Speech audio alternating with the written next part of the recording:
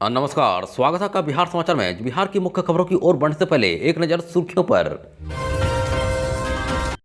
अब बिहार में फिर होगी बम्पर बहाली। पंचायती राज विभाग के 15,610 रिक्त पदों को जल्द भरा जाएगा। नेता प्रतिपक्ष ने सीएम नीतीश को दिया अल्टीमेटल, कहा जल्द से करें बीपीएससी की 17वीं परीक्षा से जुड़ी समस्या का समाधान। भूमि सर्वे के बीच केथी लिपि से जुड़ी समस्या का समाधान, राजस्व में भूमि सुधार विभाग ने उठाया यह कदम। असक्षमता पास शिक्षकों के लिए खुशखबरी, कब मिलेगा नियुक्ति पत्र, तबादला कब से, सब प्लान सेट कर दिया गया। खेत में पराली जलाते किसानों को सैटेलाइट ने पकड़ा, अब होगा यह एक्शन। बिहार में गजब कारनामा, भूमाफियों ने सरकारी स्कूल की जमीन का कर डाला सौदा, दाखिल खारिज भी करवाया। गरीबों को मुफ्त बिजली, स्मार्ट मीटर पर बैन लगाने की मांग, संसद में पप्पू यादव का भाषण। अब चले जाते हैं बिहार की मुख्य खबरों की ओर विस्तार से। इस वक्त की बड़ी खबर, बिहार में एक बार फिर बम्पर बहाली होने वाली है। वहीं पंचायती राज विभाग में रिक्त पड़े 15,610 पदों को जल्द भरा जाएगा। इस बात की जानकारी पंचायती राज मंत्री केदार प्रसाद गुप्ता ने औरंगाबाद में मीडिया को दी है। उन्होंने कहा कि विभाग में बहाली प्रक्रिया पूरी होने के बाद युवाओं को सरकारी नौकरी का लाभ मिलेगा। इससे पंचायतों के विकास कार्यों में भी तेजी आएगी। उन्होंने कहा कि बिहार की 8,000 से अधिक ग्राम पंचायतों को सशक्त और प्रभावी बनाने के लिए पंचायती राज विभाग में रिक्त पड़े पदों को जल्द भराया जाएगा। अब पंचायती राज विभाग के मंत्री केदार प्रसाद गुप्ता ने आगे कहा कि गाँव के प्रत्येक व्यक्ति तक विकास कार्य पहुंचे, यह मुख्यमंत्री नीतीश कुमार चाहते हैं। नेता प्रतिपक्ष तेजस्वी यादव ने मुख्यमंत्री नीतीश कुमार को पत्र लिखा है। वहीं तेजस्वी यादव ने बीपीएससी की 17वीं परीक्षा को लेकर पत्र लिखा। वहीं तेजस्वी ने मुख्यमंत्री नीतीश कुमार को अल्टीमेटम देते हुए कहा कि अगर सरकार ने अभ्यर्थियों की मांगों पर विचार नहीं किया तो हम आंदोलनकारियों के साथ कंधे से कंधे मिलाकर उनकी लड़ाई लड़ेंगे। वहीं एनडीए सरकार छात्रों के भविष्य और सपनों के साथ खिलवाड़ बंद करे। वहीं आयोग की सर्वर की खामी के कारण फॉर्म भरने की आखिरी तारीख से 2-3 दिन पूर्व में सर्वर के ठीक से कार्य नहीं करने के कारण लाखों अभ्यर्थी फॉर्म भरने से वंचित रह गए थे, जो कि उनके भविष्य और सतत परिश्रम के लिए एक आघात है। वहीं तेजस्वी ने आगे कहा कि आयोग 17वीं बीपीएससी की प्रारंभिक परीक्षा की तिथि आगे बढ़ाए ताकि अभ्यर्थियों को पर्याप्त समय मिल सके। बिहार में भूमि सर्वेक्षण का कार्य चल रहा है। वहीं सर्वेक्षण के दौरान जमीन से कुछ कागजात केथी लिपि में है, जिसे पढ़ने में सर्वे कर्मियों को भारी परेशानी का सामना करना पड़ रहा है। वहीं इससे निजात पाने को लेकर सरकार ने सर्वेक्षण कर्मियों को केथी लिपि का प्रशिक्षण देना शुरू किया।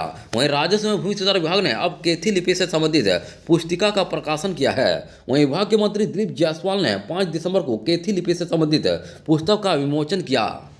वहीं राज्य में विगत सर्वे खतियान और अनेक पुराने दस्तावेज के कथी लिपि में लिखे रहने के कारण विशेष सर्वेक्षण प्रक्रिया में आम रैयतों के साथ साथ सर्वे कर्मियों को भी अनेक दिक्कतों का सामना करना पड़ता है। वहीं इन समस्याओं को देखते हुए राजस्व विभाग ने केथी लिपि से संबंधित एक पुस्तिका प्रकाशित करने का निर्णय लिया है। वहीं यह पुस्तिका विभाग की वेबसाइट पर भी उपलब्ध है। वहीं पुरानी केथी लिपि में लिखित दस्तावेजों को हिंदी लिपि में रूपांतरित करने के लिए लोग निजी व्यक्तियों और पुराने सरकारी कर्मियों का सहारा लेते हैं। वहीं इसके लिए कभी कभी उनसे अनावश्यक राशि की वसूली भी कर ली जाती है। वहीं अधिकांश लोगों ने इस संबंध में विभाग और क्षेत्रीय कार्यालयों में अपनी समस्याएं रखी थी। वहीं इसी के आलोक में विभाग ने इस पुस्तिका के प्रकाशन का निर्णय लिया है। राजस्व में भूमि सुधार विभाग के मंत्री डॉक्टर दिलीप कुमार जायसवाल ने अपने कार्यालय कक्ष में केथी लिपि पर लिखी गई पुस्तिका का अनावरण किया। वहीं इस अवसर में विभाग के अपर मुख्य सचिव दीपक कुमार सिंह, सचिव जय सिंह और भू अभिलेख एवं परिमाण निदेशक श्रीमती जय प्रियदर्शनी उपस्थित थीं। बिहार राज्य के 44,243 शिक्षकों को जल्द ही विशेष शिक्षक का औपबंधिक नियुक्ति पत्र दिया जाएगा। वहीं इन सभी शिक्षकों की काउंसलिंग पूरी हो चुकी है। वहीं ये सभी ऐसे शिक्षक हैं जो साक्षरता परीक्षा उत्तीर्ण हैं, पर इनकी काउंसलिंग विभिन्न कारणों से पहले चरण में अधूरी रह गई थी। वहीं इसी कारण इन्हें पूर्व में औपबंधिक नियुक्ति पत्र नहीं दिया जा सकता था। वहीं काउंसलिंग के लिए इन सभी को दोबारा मौका दिया गया था। वहीं 2200 शिक्षक दूसरी काउंसलिंग में भी उपस्थित नहीं हुए। वहीं शिक्षा विभाग से मिली जानकारी के अनुसार साक्षरता परीक्षा उत्तीर्ण 1,14,000 को 20 नवंबर को मिले नियुक्ति पत्र की तर्ज पर इन्हें यह प्रदान किया जाएगा। वहीं पदाधिकारी बताते हैं कि शिक्षा विभाग विचार विमर्श कर इस संबंध में दिशा निर्देश जारी करेगा।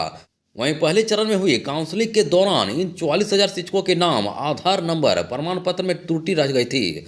वहीं विभाग ने इनको सुधार का मौका भी दिया था। इसके लिए जिला स्तर पर आवेदन भी प्राप्त किए गए थे। वहीं सभी तरह का सुधार कर लेने के बाद इनकी दोबारा काउंसलिंग हुई है। जो 2200 शिक्षक दूसरी बार मौका देने के बाद भी काउंसलिंग में नहीं पहुंचे हैं, इस संबंध में विभाग जिलों से रिपोर्ट प्राप्त करेगी। वहीं शिक्षा मंत्री सुनील कुमार ने कहा कि वर्तमान में वैसे शिक्षक जो गंभीर स्वास्थ्य समस्याओं से पीड़ित हैं या फिर विशेष समस्या के कारण तबादला चाहते हैं, उनके लिए आवेदन लिए जा रहे हैं। वहीं सामान्य शिक्षकों के लिए तबादला और पदासन की प्रक्रिया शेष सफलता परीक्षा पूरी होने के बाद शुरू की जाएगी।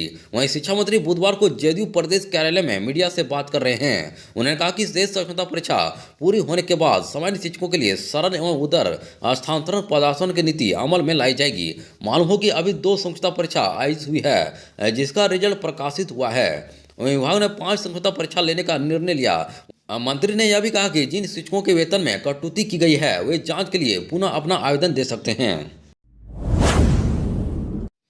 खेतों में पराली जलाने के मामले में पश्चिमी चंपारण जिले के 1.5 दर्जन किसानों पर कार्रवाई की कवायद विभाग की ओर से शुरू की गई है। वहीं सैटेलाइट के माध्यम से जिले के 1.5 दर्जन किसानों को खेतों में पराली जलाते हुए पकड़ा गया है, जिसके बाद पटना से जिला कार्यालय को किसानों के गांव की सूची उपलब्ध कराई गई। वहीं जिला कृषि पदाधिकारी ने इसके बाद कृषि कर्मियों को अक्षांश और देशांतर के आधार पर पराली जलाने वाले किसानों को चिन्हित करने का निर्देश दिया है।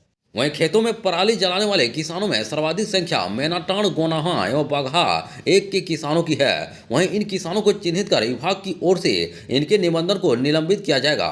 साथ ही साथ इन किसानों को अगले 3 साल तक कृषि विभाग से योजनाओं से भी वंचित रखा जाएगा। वहीं अनुमंडल कृषि पदाधिकारी अभय कुमार ने बताया कि अक्षांश और देशांतर के आधार पर कृषि कर्मियों की पहचान कर उसकी सूची विभाग को उपलब्ध कराने का निर्देश कर्मियों को दिया गया है। बिहार में आए दिन कोई न कोई ऐसा मामला निकलकर सामने आता ही रहता है, जिसे जानकर हर कोई हैरान हो जाए। वहीं अब एक ऐसा ही मामला पूर्वी चंपारण जिले से निकलकर सामने आया है। यहां भूमाफिया ने सरकारी स्कूल की जमीन बेच डाली और उस समय तक किसी को भी इस बात की भनक नहीं लगी कि यह जमीन कौन सी है। दरअसल मोतिहारी से चौंकाने वाला मामला सामने आया है। यहाँ कथित भू माफिया ने एक नहीं बल्कि 2 सरकारी स्कूलों की जमीन बेच दी है। वहीं सरकारी जमीन की विक्रेता के नाम पर रजिस्ट्री भी करवा दी गई। यहाँ तक कि दाखिल खारिज भी खरीदने वालों के नाम पर करा दिया गया, जबकि इस जमीन पर अभी स्कूल बना हुआ है और बड़ी संख्या में बच्चे पढ़ाई कर रहे हैं। वहीं यह मामला पूर्वी चंपारण जिले के ढाका प्रखंड का है। बताया जा रहा है कि उत्कर्मी उच्चतर माध्यमिक विद्यालय पचकड़ी और उत्कर्मी मध्य विद्यालय फुलवारिया की भूमि को बेच दिया गया। वहीं फुलवारिया स्कूल की एक 40 डिसमिल जमीन की 5 साल पहले 2019 में रजिस्ट्री की गई। वहीं ढाका के अंचलाधिकारी ने फुलवारिया स्कूल की दाखिल खारिज खरीदने वाले के नाम पर कायम भी कर दी है। यूं तो इस मध्य विद्यालय में शिक्षक भी पदाश्रित हैं और सैकड़ों बच्चे पढ़ने जाते हैं, लेकिन कर्मचारी की रिपोर्ट के मुताबिक भूमि रिक्त घोषित की गई, जिस पर विक्रेता का दखल कब्जा बताया गया। बिहार के पूर्णिया से सांसद पप्पू यादव ने देश भर में गरीबों को मुफ्त बिजली देने और स्मार्ट मीटर पर प्रतिबंध लगाने की मांग की है। वहीं लोकसभा के शीतकालीन सत्र में गुरुवार को सवाल उठाते हुए सांसद ने स्मार्ट मीटर के मुद्दे पर केंद्र सरकार को घेरा। वहीं पप्पू यादव ने अपने भाषण में कहा कि 2016 और 17 में मोदी सरकार ने गरीबी रेखा से नीचे जीवन यापन करने वाले बीपीएल परिवारों को मुफ्त बिजली देने का वादा किया था, लेकिन उसके बाद गरीबों के मुफ्त कनेक्शन को लेकर कोई घोषणा नहीं की गई है। उन्होंने यह भी आरोप लगाया कि स्मार्ट मीटर के जरिए बिहार में चंद खास लोगों को लाभ पहुंचाया जा रहा है, जबकि आम जनता परेशान हो रही है। वहीं पूर्णिया सांसद ने कहा कि केंद्र सरकार द्वारा SC, ST, EBC, OBC और किसी भी जाति धर्म के गरीब परिवारों के लिए मुफ्त बिजली की योजना नहीं चलाई है। साथ ही गांव और शहरों में मजदूरी करने वाले लोगों को भी सरकार किसी तरह की सुविधा नहीं देती है। वहीं इससे उन्हें काफ़ी दिक्कतों का सामना करना पड़ता है।